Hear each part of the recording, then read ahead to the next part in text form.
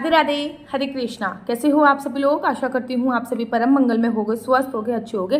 सबसे पहले आप सभी सुहागन महिलाओं को करवा चौथ की अनंत और अनंत शुभकामनाएं। आप सभी का सुहाग हमेशा अखंड रहे, ऐसी मैं परम मंगल में कामना करती हूँ। और जो भी मुझसे बड़ी हैं वो मेरे सुहाग की लंबी आयु के लिए मुझे भी करवा चौथ की शुभकामनाएं आप लोग अवश्य दें। देखिए, करवा चौथ आने वाला है, 1 या 2 दिन में करवा चौथ का उत्सव आ जाएगा। जैसे ही करवा चौथ का व्रत हम लोग रखते हैं ना, जो सूर्य उदय के साथ उदित होता है, अर्थात सूर्य भगवान को जल देने से ही करवा चौथ का जो व्रत होता है वो प्रारंभ होता है, और चंद्र देवता को जल देने के बाद ही करवा चौथ का जो व्रत होता है वो विश्राम होता है।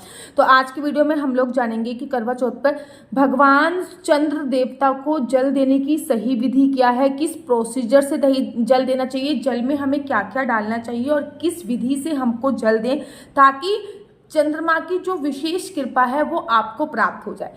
एक बात याद रखिए, जब हम चौथ वाले दिन चंद्रमा को जल देते हैं ना तो बहुत ज़्यादा फायदेमंद होता है। इससे जो जल होता है ना, जब हम चौथ वाले दिन करवा चौथ वाले दिन चंद्रमा को जल देते हैं ना, तो ये समझ लीजिए हम साक्षात भगवान गणेश को जल दे रहे होते हैं। तो सबसे पहले आपको एक लोटा लेना है। आपके पास अगर चांदी का लोटा है तो बहुत अच्छी बात है। अगर चांदी का लोटा नहीं है तो आप मिट्टी का लोटा ले सकते हैं, तांबे का लोटा ले सकते हैं, पीतल का लोटा ले सकते हैं। अगर आप ऐसा लोटा लेते हो जो डंडी वाला लोटा नहीं होता, अगर ऐसा लोटा लेते हो तो बहुत सर्वोत्तम है। अगर ऐसा लोटा नहीं लेते तो आप सिंपल प्लेन लोटा भी ले सकते हो। मेक श्योर सबसे पहले चांदी का अवॉइड, चांदी लीजिए। अगर चांदी नहीं है तो पीतल लीजिए, पीतल नहीं है तो स्टील लीजिए, स्टील नहीं है तब आप मिट्टी का लोटा ले सकते हो। अब उसमें सबसे पहले आपको गंगा जल डालना ही डालना है। अगर गंगा जल नहीं है तो 7 नदियों में से जिसका भी नदी का जल है वो आप डाल सकते हो। 7 नदियों में से जिस भी नदी का जल आपके पास है उस नदी का जल आप उसमें डाल सकते हो। उसके बाद उसको आपको पानी से पूरी अच्छी तरीके से भर लेना है। पानी से अच्छी तरीके से भरने के बाद आपको उसमें दूध डालना है। याद रखिए, लोटे में जब भी दूध डाला जाता है तो दूध हमेशा कच्चा उपयोग होता है, ठीक है ना। भगवान को हमेशा पीने वाला पानी ही से ही जल देना चाहिए। बड़े सारे लोग कहते हैं, जैसे कि मेरे को अभी भी याद है कि मैं कभी कहीं पे पूजा कराने गई थी तो मैंने उनसे बोला कि 1 लोटे में पानी लेके आओ, तो उन्होंने मुझसे बोला पीने वाला पानी लेके आऊँ या फिर ऐसा पानी। तो जब भी देवी देवताओं के लिए पानी का उपयोग होता है ना तो वो पीने वाले पानी का उपयोग होता है। तो पीने वाला पानी जो है वो लोटे में भर लीजिए।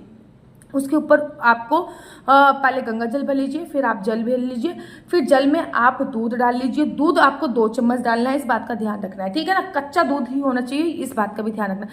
फिर आपको उसमें डालने होते हैं अक्षत। अक्षत और चावल में अंतर होता है। अक्षत मतलब जिसका एक भी दाना टूटा हुआ नहीं होता, दैट इज कॉल्ड अक्षत।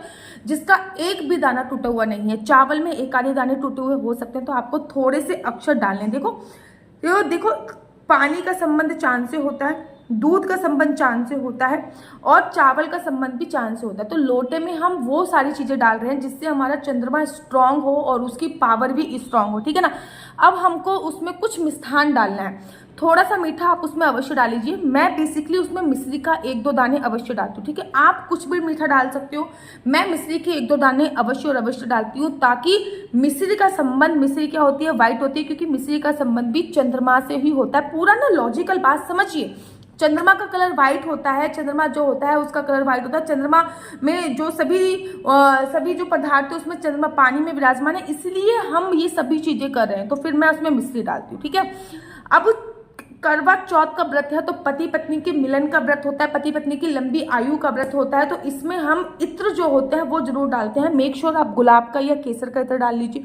मैं थोड़े सा इत्र की शीशी में से थोड़ा सा इत्र उस जल में अवश्य डाल लेती हूँ। चाहे आप किसी भी प्रकार का कोई भी इत्र डाल लीजिए, मैं थोड़ा सा इत्र जरूर डालती हूँ। मैं गुलाब का इत्र का कोशिश करती हूँ कि मैं गुलाब का इत्र उपयोग करूँ। जो भी मैं कन्हैया जी को इत्र लगाती हूँ ना, वही इत्र मैं डाल लेती हूँ। इत्र डालने से क्या होता है, आपके पति पत्नी के जो रिश्ते होते हैं वो स्ट्रांग होते हैं। पानी में इत्र डाल के चंद्रमा को चढ़ाने से बड़े सारे लोगों में डिवोर्स की बातें होती हैं, बड़े सारे लोगों में अनबन रहती है। तो इत्र इसीलिए डाला जाता है ताकि आपके पति पत्नी के जो रिलेशनशिप है वो स्ट्रांग हो, इसलिए इत्र डाला जाता है। इत्र डालने के बाद आपको क्या करना है, आपको अपनी छत पे पहुंच जाना है। छत पे आपको चंद्रमा को अर्घ देना है। अब अर्घ कैसे देना है, दैट इज मस्ट इम्पोर्टेंट, ठीक है ना। अर्घ देने का भी एक नियम होता है।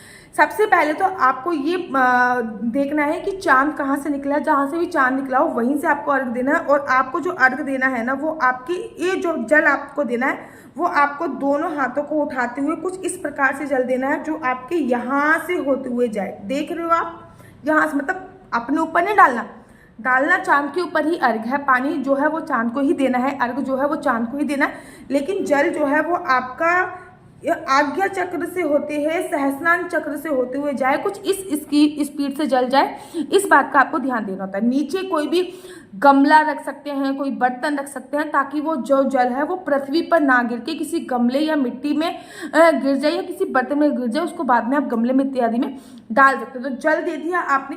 अब जल देने के बाद थोड़ा सा जल उसमें आपको बचा के रखना है, 1 या 2 बूंदे बचा के रखनी है। उसके बाद जल देने के बाद आपने उसमें थोड़ा सा हाथ डालना है, अपनी आंखों पे लगाना है और वही जल अपने पति के चरणों पे भी लगाना है। लगा दिया, देन आपको वहीं पे खड़े होके अपने हाथ जोड़ने हैं और वहीं पे खड़े होके यहाँ पे आपने जल चढ़ाया है, चंद्रमा की 7 परिक्रमा करनी है, ठीक है ना।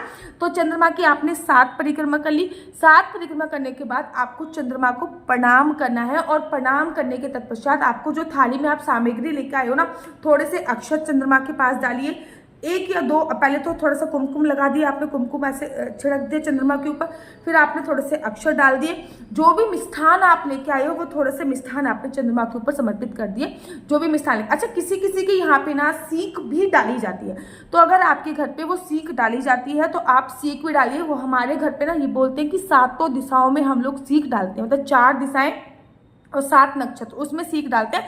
तो 7 सीख हम लोग लोटे की जो टोटी होती है उसमें जो लोटे की नली होती है उसमें हम 7 सीख लगाते हैं और उसको हम 7 की तरफ डालते हैं। अगर आपके घर पे ये रूल्स रेगुलेशन होते तो कीजिए, अगर नहीं होते तो कोई परेशानी वाली बात नहीं। आप दीदी छलनी पहले देखनी है कि जल पहले लगाना है, तो छलनी से आप चांद बाद में देखिएगा। सबसे पहला काम होता है किसी भी देव वृक्ष या फिर चंद्रमा और सूरज की पूजा करने से पहले सबसे पहले उनको जल ही समर्पित किया जाता है, फिर रोली पोली समर्पित की जाती है। उसके बाद छलनी में आप एक दीपक लीजिए, उसके बाद आप छलनी में दीपक लीजिए और फिर वो छलनी से दीपक को चांद को देखिए और उसके नहीं, फिर आप एक थाली लीजिए और थाली में आप दीप प्रज्वलित कीजिए और चांद की तरफ ऐसे ऐसे करके आपको घुमानी है, जस्ट लाइक कि आप चांद देवता की पूजा अर्चना वंदना कर रहे हैं। फिर उसी दीपक से आपको वो दीपक छलनी के ऊपर रखना है और छलनी से फिर आपको चांद देखना है और उसी छलनी से फिर आपको अपने हस्बैंड को देखना होता है। ये प्रोसीजर है। छलनी में कोई ऐसा विधान नहीं है शास्त्रों में कि छलनी से ही देखना है कि छलनी से नहीं देखना है, ऐसा कोई शास्त्रों में। अगर आपके हस्बैंड कंफर्टेबल है, क्योंकि मेरे पास अभी कुछ दिनों पहले ही मैसेज आया था कि दीदी हमारे हस्बैंड कंफर्टेबल नहीं है छलनी से देखने में, तो क्या हमें ये करना जरूरी? कोई जरूरी नहीं। फिर वहीं पे चांद की रोशनी में ही खड़े होकर आपके हस्बैंड आपको पानी पिलाएं और कुछ मिठाई आपको खाने के दो, आप उनके पैर छूइए और पैर छू के आप उनसे आशीर्वाद लीजिए। पहले तो आप उनको तिलक कीजिए, तिलक करने के बाद उनके पैरों पे भी तिलक अवश्य कीजिए, पहले मस्तक पे तिलक कीजिए। हमेशा आदमियों को विजय तिलक किया जाता है, याद रखिए, ठीक है ना। तो विजय तिलक कैसे करना है, आपको थोड़ा सा तिलक लेना है, बिंदी लगाई आपने, तिलक पहले ऐसे टच कर दिया, फिर आपको उसको ऊपर खींच देना है, ठीक है ना। दैट इसको ऊपर खींच दोगे, फिर यहाँ पे आपको अक्षत चावल लगाने हैं, थोड़े से चावल आपको यहाँ पे रखने हैं, ये हो गया। उसके बाद आपको अपने हस्बैंड के पैरों के अंगूठों में थोड़ा थोड़ा सा जल देना है और उसके तत्पश्चात आपको उनको कुछ ना कुछ मीठा अवश्य और अवश्य खिलाना है। जब आप उनको मीठा खिला दोगे तो फिर उसके बाद आप उनके चरण छूइए और उनसे आशीर्वाद लीजिए। ये हस्बैंड की पूजा अर्चना होती है। तो इस प्रकार से जो व्रत होता है वो आपका संपूर्ण माना जाता है। अगर आप लोग अपनी कुंडली मुझसे दिखवाना चाहते हो तो मेरा नंबर है 4 बार 9 20 25 65। दोबारा से रिपीट करती हूँ, 4 बार 9 20 25 65। याद रखिए, इस नंबर पे मेरे से कोई भी प्रकार का क्वेश्चन आंसर पूछने के लिए फ़ोन मत कीजिए। ये नंबर केवल कुंडली दिखाने के लिए है कि आपका बच्चा जॉब करेगा या बिजनेस करेगा। बिजनेस करेगा तो आपके बच्चे को किस फील्ड में बिजनेस करनी चाहिए, जॉब करना है तो किस फील्ड में आपके बच्चे को जॉब करनी चाहिए, आपका लकी नंबर लकी कलर कौन सा है, आपके हस्बैंड का लकी नंबर लकी कलर कौन सा है, आपको अगर अपना करियर बनाना है तो किस फील्ड में आप अपना करियर बनाएं, अगर आप कंसीव करना चाहते हैं तो कौन से मंथ में कंसीव करें, आप नॉर्मली कंसीव कर लेंगे या मेडिकल ट्रीटमेंट से संभव होगा कंसीव। ये सभी जानकारी मैं आपको कुंडली के माध्यम से प्रोवाइड कराती हूँ। याद रखिए, कुंडली देखना बिल्कुल भी फ्री नहीं है, कुंडली देखने के थोड़े से चार्जेस हैं। और अगर आपको मेरी वीडियो अच्छी लगती है तो आप अपना यूट्यूब चैनल हरि बोल को लाइक शेयर सब्सक्राइब करना बिल्कुल भी मत भूलिए। तब तक के लिए मुझे दीजिए इजाजत। राधे राधे, हरे कृष्णा, हरि बोल।